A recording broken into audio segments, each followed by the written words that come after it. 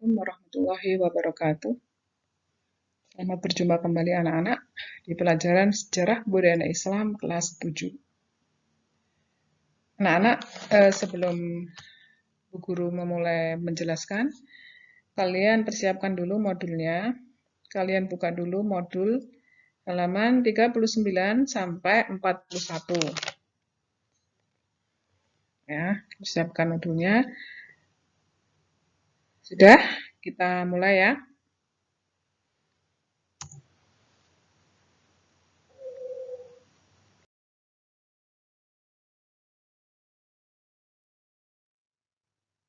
Nabi Muhammad SAW membangun masyarakat Madinah melalui kegiatan ekonomi dan perdagangan. Jadi setelah kalian minggu kemarin melihat video bagaimana proses hijrahnya Nabi Muhammad dari Mekah ke Madinah, maka sesampainya di Madinah, Nabi Muhammad itu mulai membangun masyarakat atau bisa disebut sebagai negara baru, masyarakat Islam di sana. Maka apa saja yang akan dilakukan Nabi Muhammad dalam membangun masyarakat Madinah melalui kegiatan ekonomi dan perdagangan. Ibu Guru akan menjelaskan satu persatu. Yang pertama,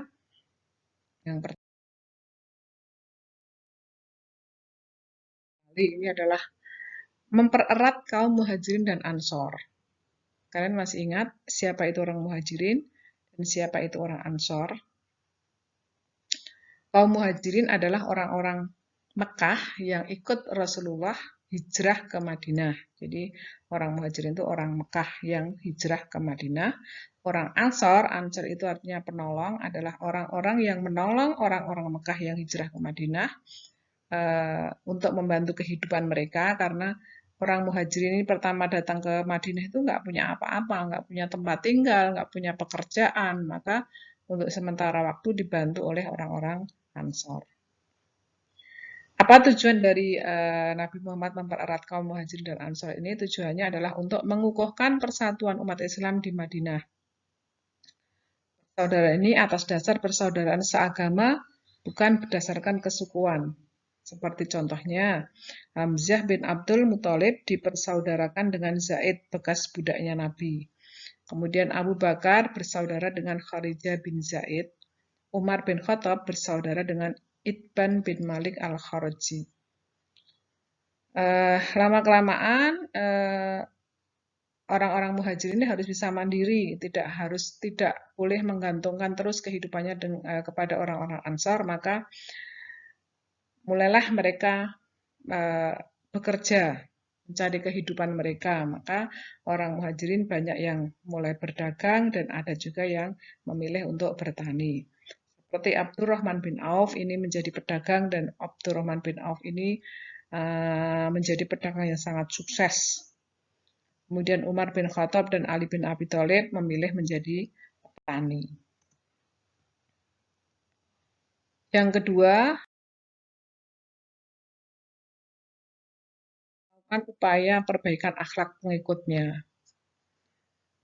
Mengapa demikian? Karena saat itu para sahabat ini masih banyak yang mewarisi mental jahiliyah. Walaupun mereka sudah masuk Islam, tapi mental jahiliyahnya masih sedikit terbawa. Maka Nabi Muhammad berusaha untuk memperbaiki akhlak-akhlak mereka dengan cara setiap sahabatnya ini ditekankan untuk berlaku sopan kepada siapa saja, saling menghormati, bekerja keras untuk mencukupi kebutuhannya, bukan meminta-minta, serta keharusan saling membantu tetangga yang membutuhkan tanpa memandang agama dan suku. Yang membuat kesepakatan damai antara kaum muslimin dan kaum Yahudi. Kesepakatan damai ini dilakukan untuk menciptakan rasa tentram dan damai di masyarakat Madinah. Karena kita tahu bahwa sebelum orang-orang Mekah datang ke Madinah, sebelum orang-orang Islam datang ke Madinah, Madinah ini banyak orang-orangnya beragama Yahudi. Maka biar orang Yahudi ini tidak merasa terusik, tidak merasa tersingkirkan, tidak merasa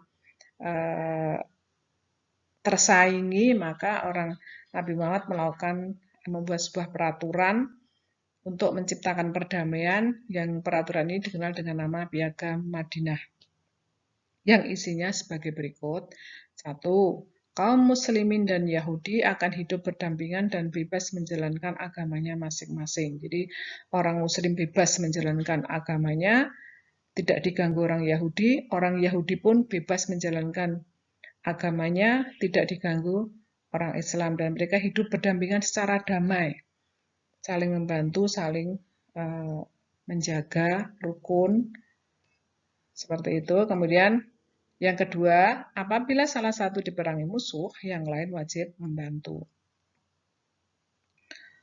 Bila orang Islam diperangi musuh, orang Yahudi harus membantu. Sebaliknya, orang Yahudi diserang musuh, maka orang Islam harus membantu. Yang ketiga, apabila terjadi perselisihan di antara keduanya, penyelesaiannya diserahkan kepada Nabi Muhammad SAW selaku pemimpin tertinggi di Madinah. Yang namanya orang hidup kadang berselisih paham, ini jangan sampai dibesar-besarkan, maka langsung aja diserahkan ini permasalahannya itu diserahkan kepada Nabi Muhammad, biar Nabi Muhammad yang menyelesaikannya. Selanjutnya, nomor 4,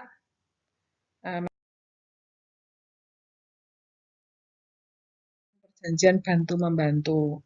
Jadi karena orang-orang Madinah ini terdiri dari 3 golongan besar, yaitu pertama orang Muslim, kedua orang Yahudi, yang ketiga orang atau bangsa Arab yang belum masuk Islam.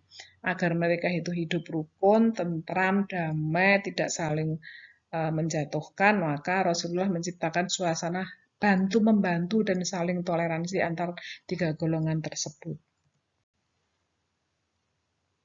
Yang kelima, membangun Masjid Nabawi. Masjid Nabawi ini adalah masjid yang pertama didirikan di Madinah. Seperti cerita yang kemarin, ini bahwa masjid ini dibangun di atas tanah milik Sahal bin Amr dan Suhail bin Amr. Ceritanya kalian mungkin masih ingat bahwa kenapa memilih di tanahnya Sahal bin Amr dan Suhail bin Amr, itu karena waktu itu orang-orang Madinah ini bahkan semuanya itu menginginkan Nabi Muhammad bertempat tinggal di rumah mereka dan mendirikan masjid di tempat mereka. Maka biar tidak ada yang tersinggung, biar tidak ada yang merasa tersakiti, maka Nabi Muhammad mengatakan, biarkan ontaku ini berjalan, di mana ontaku ini berhenti, di situ saya akan mendirikan masjid dan bertempat tinggal. Dan ternyata setelah onta ini dibiarkan berjalan, berhentilah di sebuah tanah miliknya Sahal bin Amr dan Suhail bin Amr. Kemudian diputuskanlah Nabi Muhammad mendirikan Masjid Nabawi di tempat itu. Dan Nabi Muhammad juga bertempat tinggal di samping Masjid Nabawi ini. Di salah satu penjuru masjid disediakan tempat tinggal untuk orang-orang miskin yang tidak punya tempat tinggal, yang dinamai dengan Ahlu Suffah. Nah, kemudian apakah fungsi masjid itu? Masjid ini berfungsi selain sebagai tempat ibadah dan dakwah Islam, juga dimanfaatkan untuk musyawarah kaum muslimin, juga sebagai tempat atau pusat pemerintahan. Selanjutnya, di samping masjid, di sekitar masjid itu dibangun jalan raya. Lama-kelamaan tempat ini menjadi pusat kota, pemukiman, serta perniagaan. Dan berdirinya Masjid Nabawi menjadi tonggak berdirinya masyarakat Islam. Yang keenam, membuat jalur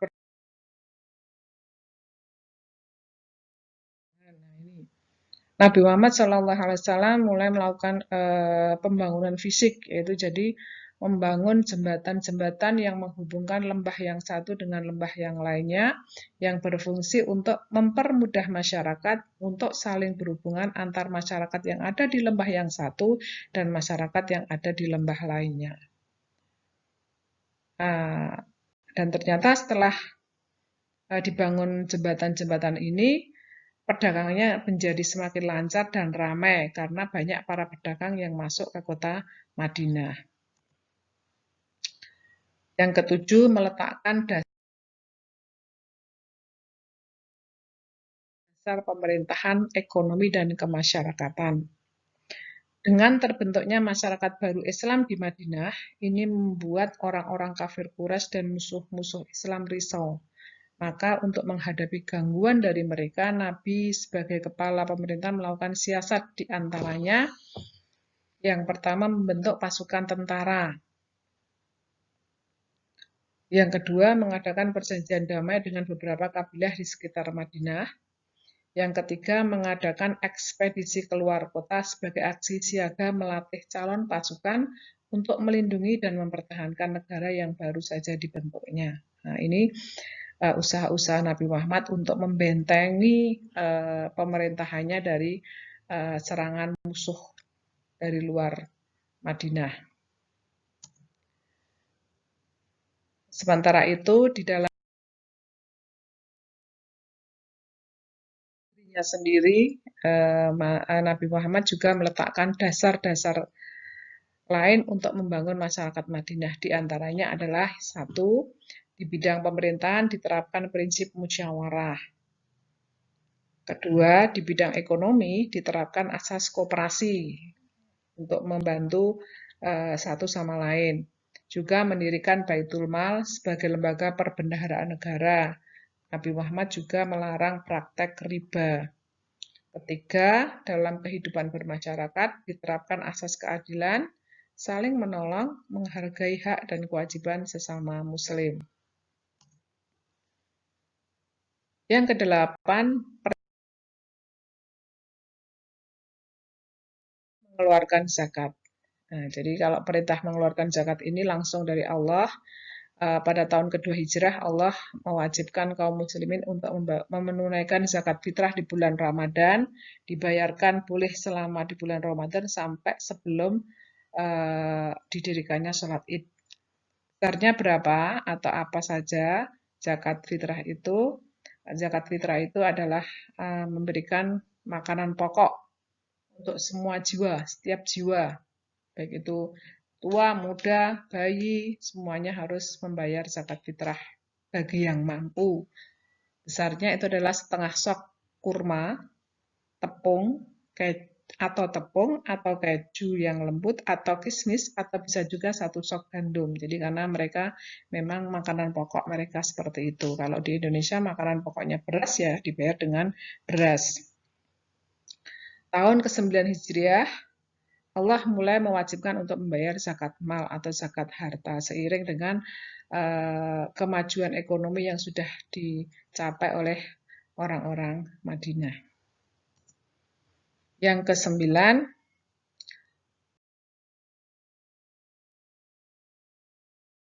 memerintahkan mengeluarkan jizyah atau pajak. Jadi kalau orang Islam itu bayar zakat, kalau orang non-Muslim ini membayar jizyah. Jadi pembayaran jizyah atau pajak ini dibebankan untuk orang-orang non-Muslim sebagai jaminan perlindungan jiwa, harta milik, kebebasan menjalankan ibadah, serta pengecualian dari wajib militer. Jadi kalau mereka itu pengen jiwanya terlindungi, harta miliknya terlindungi, dan seterusnya, maka wajib membayar zakat, membayar pajak atau jizyah. Besarnya jizyah adalah 1 dinar per tahun untuk tiap laki-laki dewasa.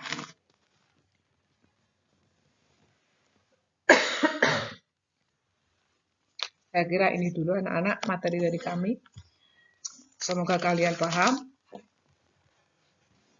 Selamat bertemu kembali di minggu depan. Saya akhiri. Assalamualaikum warahmatullahi wabarakatuh.